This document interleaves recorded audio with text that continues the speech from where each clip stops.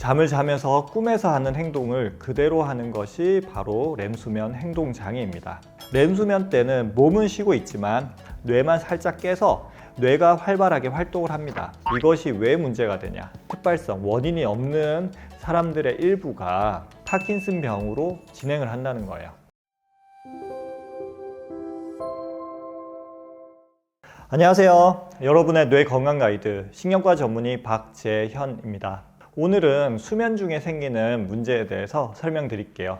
바로 렘수면 행동장애라고 하는 것입니다. 렘수면 행동장애 아마 들어보신 분도 있고 못 들어보신 분도 있을 거예요. 렘수면이라고 하는 것은 꿈꾸는 잠인데 잠을 자면서 꿈에서 하는 행동을 그대로 하는 것이 바로 렘수면 행동장애입니다.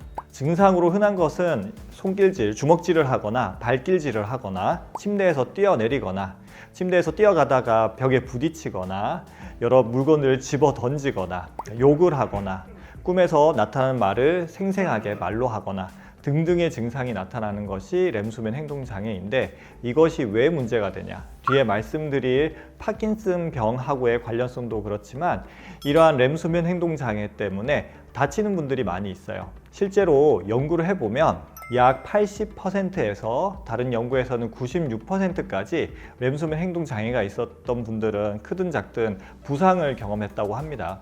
제 환자분들도 이제 렘수면 행동장애 처음 진단받기 전에 침대에서 뛰어내리다가 갈비뼈가 부러지거나 팔, 다리가 부러지거나 심지어는 머리가 크게 부딪혀서 뇌출혈로 렘수면 행동장애가 처음 발견이 되신 분들도 계세요.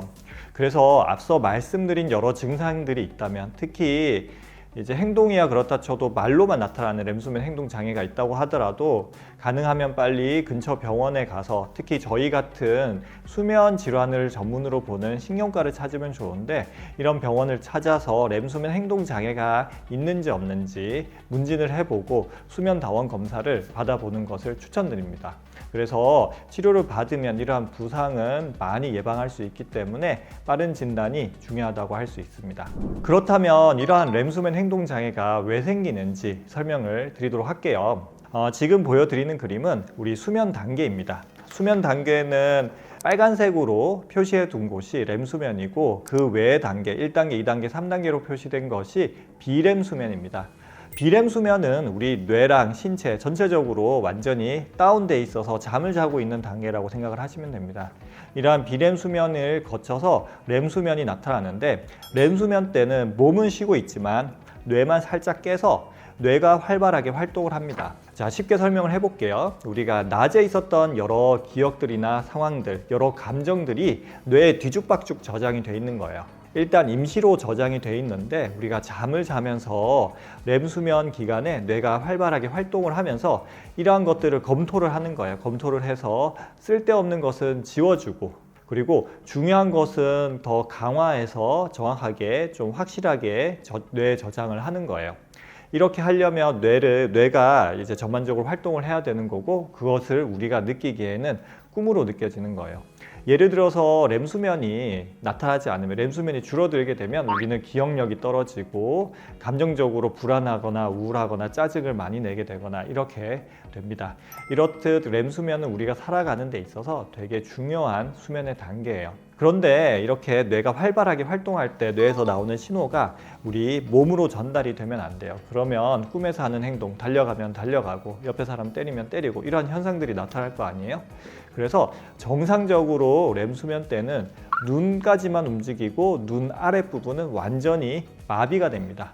예를 들어서 렘수면 때 잠에서 갑자기 확 깨버리면 우리는 가위가 눌렸다고 느껴지게 됩니다. 어떻게 생각하면 그게 정상적인 거일 수도 있는 거예요. 렘수면 때 사지마비는 정상이니까. 그런데 일부 사람들, 주로 노화에 의해서 뇌에 이제 렘수면 때 사지를 마비시키는 일종의 스위치 세포가 있는데 그 스위치 세포가 노화에 의해서 제대로 작동을 하지 못한다. 이럴 때는 꿈에서 하는 행동을 그대로 하는 렘수면 행동장애가 나타나게 되는 것입니다. 자, 렘수면 행동장애는 이런 건데 또 이런 렘수면 행동장애가 왜 생기냐라고 하면 첫 번째로는 이제 특발성, 즉 원인을 찾을 수 없는 경우가 있고요.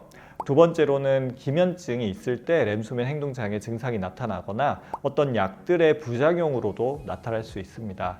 마지막으로 파킨슨병 같은 뇌 퇴행성 질환을 가지고 있는 분들에서 이러한 뇌 부분의 노화 때문에 렘수면 행동 장애가 나타나게 되는 거죠. 우리가 렘수면 행동 장애를 잘 진단하고 치료하려는 이유가 아까 말씀드린 부상도 있지만 특발성, 원인이 없는 사람들의 일부가 파킨슨병으로 진행을 한다는 거예요. 연구에 따르면 전체 환자의 약 65%, 즉 다른 증상 없이 렘수면 행동 장애만 있었던 사람들을 나중에 이렇게 추적 관찰해 보니까 약 3분의 2에서 파킨슨병이 나타났다는 것이죠. 그러면 왜 파킨슨병에서 렘수면 행동 장애가 잘 생기냐, 혹은 렘수면 행동 장애가 있었던 사람이 왜 파킨슨병으로 진행을 하는 것이냐라고 하는 건데, 그림을 한번 볼게요. 빨간색으로 표시된 부분은 파킨슨병에서 이상이 생기는 뇌세포 위치고요.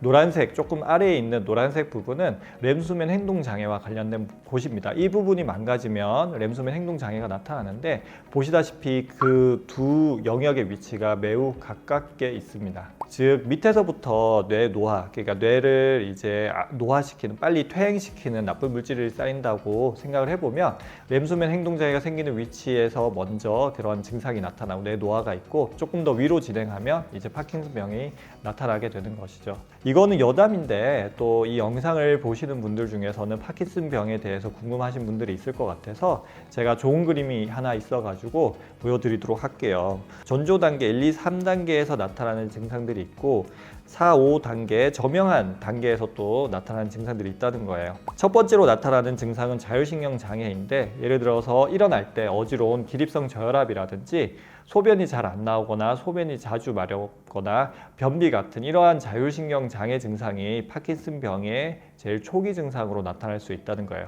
두 번째로 나타나는 증상은 냄새를 잘 못 맡는 증상입니다. 파킨슨병에 있는 사람들 중에 일부가 몇 년 전부터 냄새를 못 맡는 증상이 먼저 생기고 그 다음에 파킨슨병이 나타나는 경우가 있어요.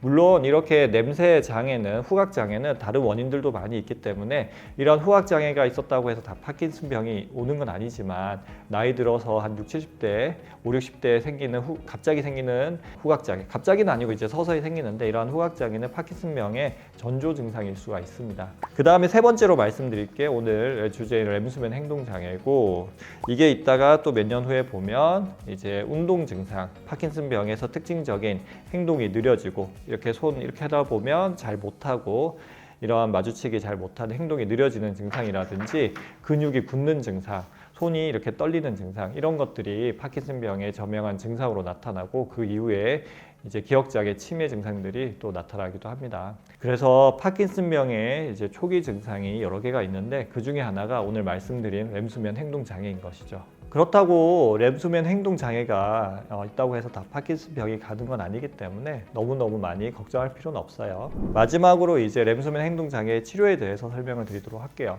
치료의 목표 중에 첫 번째 목표는 아까 말씀드린 부상을 예방하는 거예요. 다치지 않도록 이제 약물 치료를 하게 됩니다. 클로나제팝이라는 성분에 주로 리보트릴이라는 약품명으로 많이 이제 우리가 접할 수 있는데, 이러한 클로나제팜이라는 약은 이제 신경계를 안정시키고 근육을 이완시켜 주는 작용이 있어서 렘수면 행동 장애 증상을 현저하게 줄여줍니다. 보통 반알로 시작을 하고요. 반알로 효과가 부족하면 한 알 혹은 그 이상 올라가게 되고, 보조적으로 멜라토닌이라는 호르몬 제제, 수면 호르몬 약을 같이 먹기도 하고 안 먹기도 합니다.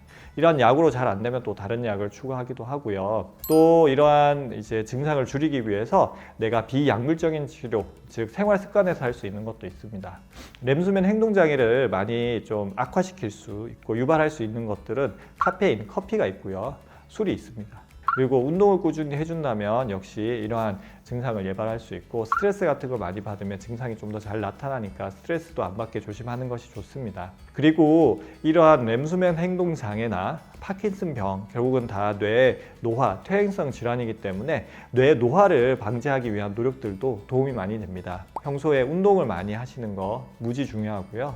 잠을 충분히 주무시고 스트레스 받지 않게 조심하고 건강하게 식사하고 술, 담배 하지 않고, 이런 것들이 뇌 노화를 방지할 수 있기 때문에 이러한 노력들 역시 렘수면 행동 장애의 치료에 있어서 중요하다고 할 수 있습니다. 오늘은 좀 간략하게, 그래도 제가 생각해 필요한 부분은 다 설명드렸는데, 그래서 이러한 증상이 있으면 가까운 신경과 특히 수면다원 검사가 가능한 신경과 병원에 가시면 수면다원 검사를 통해서 렘수면 행동장애를 진단받을 수 있고, 렘수면 행동장애를 진단을 받으면 약물치료나 여러 가지 노력을 해보거나 혹시나 파킨슨병이 있는 건 아닌지 숙련된 신경과 전문의 선생님들의 진찰을 받아볼 필요도 있습니다. 긴 영상 시청해 주셔서 감사하고, 오늘 영상이 도움이 되셨으면 좋아요, 구독 부탁드릴게요. 이상 신경과 전문의 박재현이었습니다.